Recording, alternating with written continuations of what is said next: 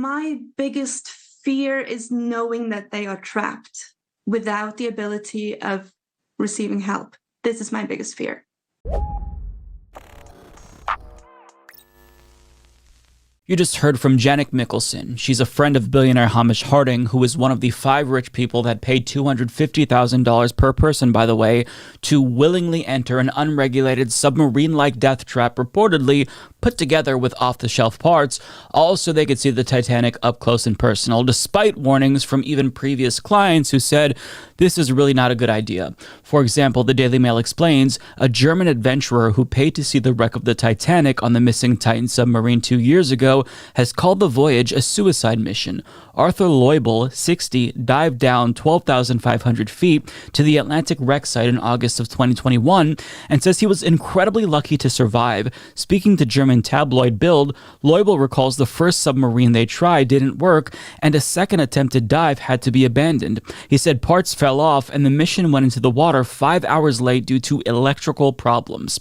Now, I feel like it's pretty obvious that this is not safe just by looking at the craft that they're going in. But if that wasn't enough, well, the owner has basically said explicitly that he's not very concerned with safety.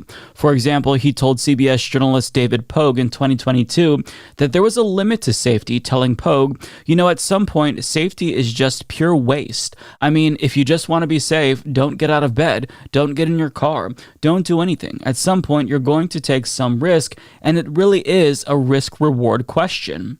Now, on top of that, New Republic obtained legal documents exposing how an OceanGate pilot was punished for sounding the alarm about safety concerns. They report the tourist submersible that went missing while exploring the Titanic wreck was previously the target of safety complaints from an employee of OceanGate, the parent company that owns the sub and runs tourist expeditions of the wreck.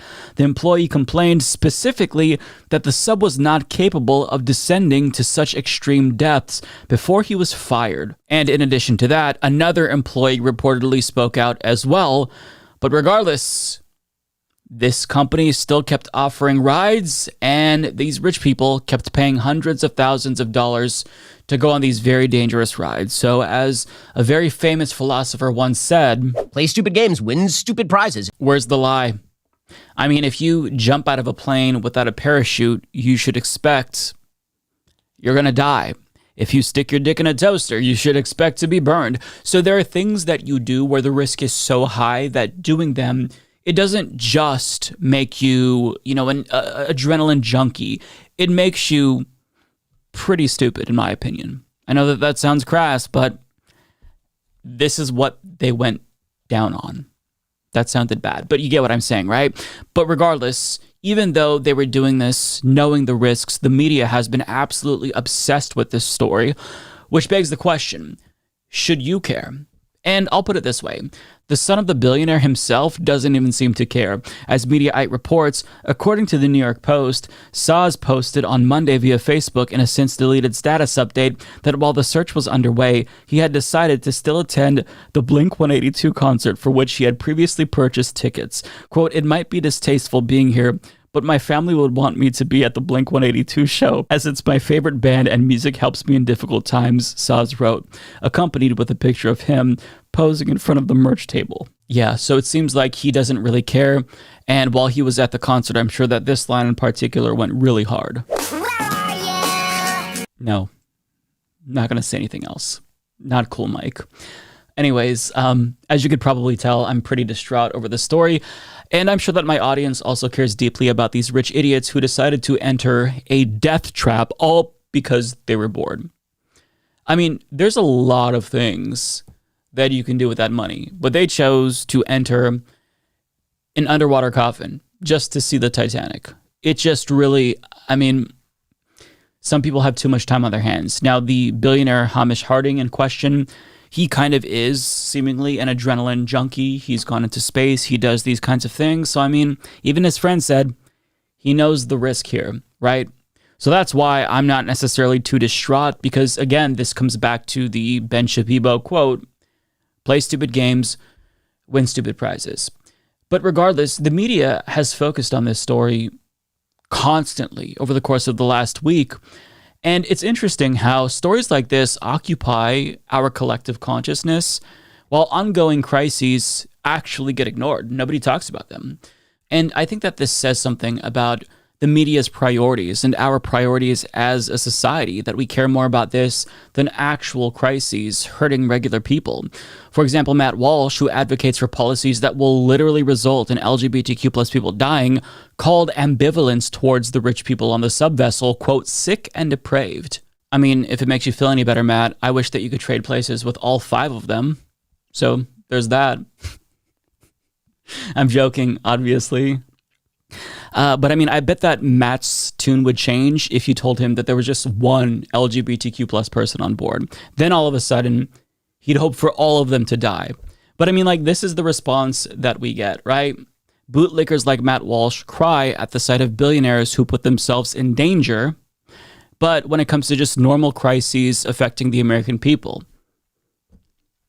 where's the outrage? Anthropogenic climate change affecting people right now around the globe, and just crickets. So that's why it's a little bit infuriating to see this story get sensationalized to the point that it has been. But I mean, I understand just from a human standpoint why normal people find this story captivating, right? Because this really is one of those worst nightmare situations, and it's easy to sympathize with someone in that predicament because you can imagine how terrified you'd be if you were in their position. But the thing about this is you're never going to be in that position. First of all, you're not stupid enough to do that. Well, some of the YouTube commenters might be stupid enough, but most of you watching this aren't stupid enough to do that. And second of all, even if you wanted to do that, you're not rich enough to put yourself in that predicament. But there's other terrifying realities that Americans are facing currently that you should care about more because you yourself could be in the same predicament. As Jessica Burbank put it, "Hi, why are we stressed about rich people lost on a joyride in a goddamn submarine? Over 45,000 Americans die annually because they don't have health insurance, so how about we shut the fuck up about the submarine?" And she's absolutely correct about that. A pre-pandemic analysis published in The Lancet found that Medicare for All would save 68,000 American lives every single year, and researchers say that that estimate is actually conservative since they didn't account for underinsured people. But since the pandemic, that number has probably increased. And it's reasonable to assume that that is indeed the case because, as Jake Johnson of Common Dreams points out, state figures obtained by the Associated Press show that at least 1.5 million people in roughly 24 states have been removed from Medicaid since April, when state governments were given a green light by Congress and the Biden administration to resume eligibility checks that were halted during the coronavirus pandemic. Eligibility checks come with paperwork and other requirements that are often confusing and difficult to navigate. The process is made even more difficult by the failure of some states to sufficiently inform Medicaid enrollees about the resumption of eligibility checks and the steps they must follow to keep their coverage. And as a result of this, so many people are being unnecessarily harmed right now. This is affecting working class Americans. Where's the outrage for that? Take Florida, for example. 250,000 Floridians have been kicked off Medicaid since March, and in about half of those cases, Common Dreams reports that those people were eligible, but they were removed for procedural reasons. See, this wouldn't be an issue if we had Medicare for All, because healthcare would be free at the point of service, and we wouldn't need to provide proof of insurance or pay up front. We just go to the doctor and get the care that we require. But because we live in this late-stage capitalist hellscape, that isn't the reality.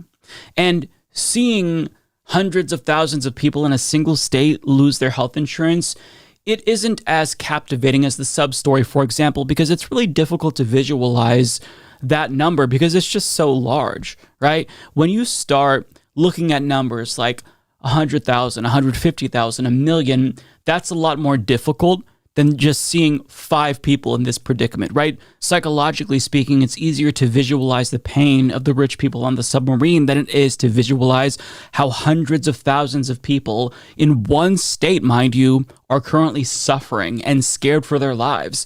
But let's make it more familiar. Let's put some faces to these stories. For example, 87-year-old Shirley Harburger lost Medicaid even though she's eligible.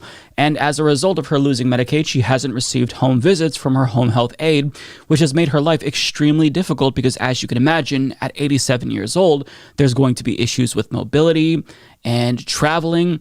And now she lost that, even though she qualifies for it. Also, a Florida mom named Liz Adams was notified that she'd be dropped from Medicaid just one day before her 7-year-old son, whose leukemia went into remission, was scheduled to have a biopsy, which is very, very important, mind you. But now her child cannot get that care. Neither can the rest of her children. These are the tragedies that should terrify all of us and captivate all of us. Because most of us are going to be statistically more likely to encounter that than the sub, right? We can all relate to that. That could be a reality for us, but the sub will never be a reality. It's stupid people paying consequences for making a very, very poor decision. So if you personally don't give a shit about rich people who may die as a result of their own stupidity, don't be too hard on yourself, because there's far more tragedies going on in this country that media never even thinks about.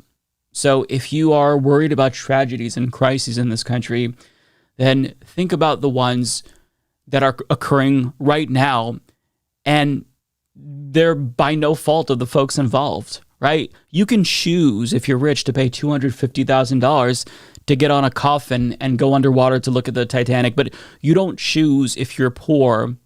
You don't choose to be poor, for one, but you don't choose to just all of a sudden lose the healthcare coverage that your son with leukemia in remission relies on. So that is something that I wish the media would sensationalize more, because that's actually necessary. It's something that Americans should be concerned about because it affects them. Play stupid games, win stupid prizes. Play stupid games, win stupid prizes. Play stupid games, win stupid prizes. Play stupid games. F around and find out. Play stupid games, win stupid prizes. Play stupid games, win stupid prizes. Play stupid games, win stupid prizes. Play stupid game. Pride. Trans rights are human rights. It is necessary to push trans on the kids. Pride.